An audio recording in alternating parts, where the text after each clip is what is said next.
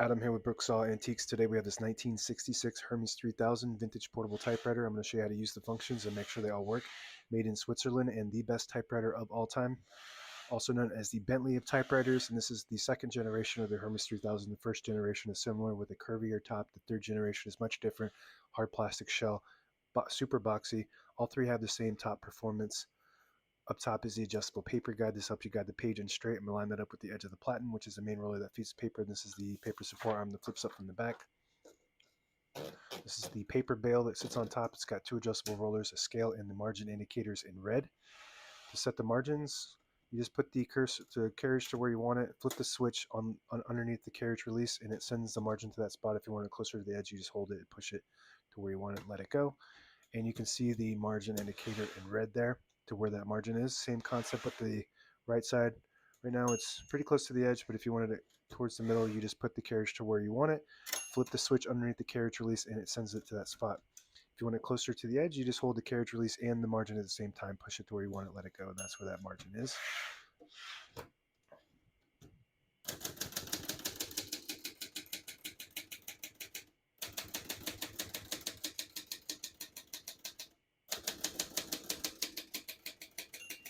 Once you hear the bell, you're near the end of the margin. Hit this line space, get you back to the beginning. It skips one, 1.5, or 2 spaces. When you have it on single, it skips 2 half spaces.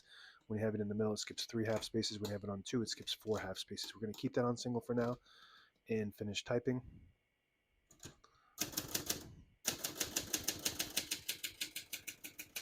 As you can see, all the keys type nice and none of them skip or stick. I'll type a sentence in red on the next line and switch from black to red. There's a switch on the right side. Flip that up to the red indicator, it prints the bottom portion of the ribbon, which is red. When you have it on the yellow indicator, it prints right down the middle, so that's best to use when you have a solid colored ribbon.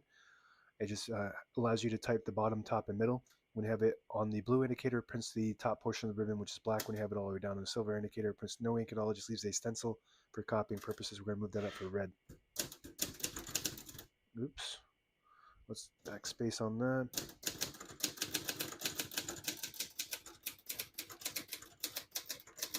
There's like a euphoric feeling when you type on this. The keys are super cushiony. This is the best typewriter of all time by far.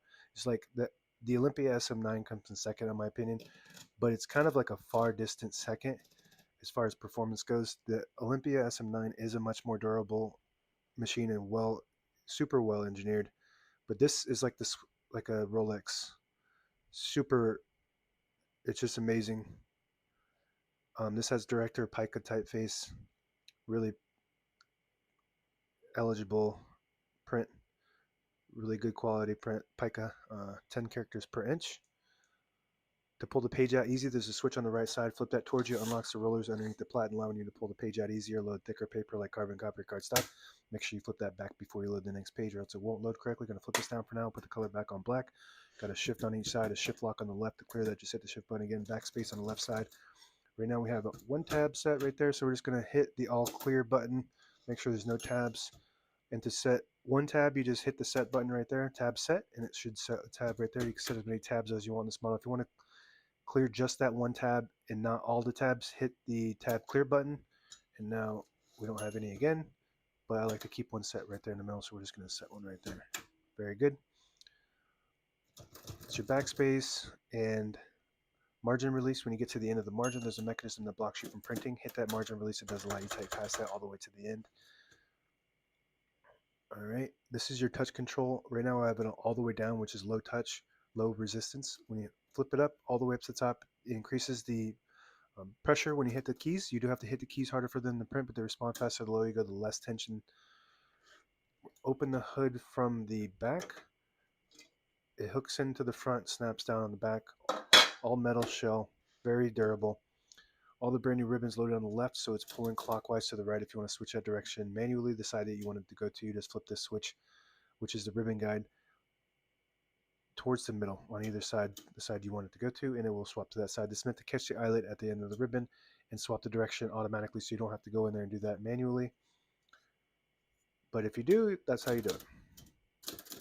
All right, so this hooks back in from the front first and then snaps down in the back. So we already went through this. This is your margin, this is your carriage release, this is your paper release, and this is your carriage lock. If you flip that down, it will release the carriage and lock it in the middle. To unlock it, you push it down and move it to the right. Carriage release on the left side. This is super smooth, by the way. It's like, I don't know how they built this thing to be so awesome at this time era, 1960s. So this is your carriage release, this is your margin, and this knob here, if you pull it out, it disables the spacing when you turn the knob so you can get to an exact spot on the page.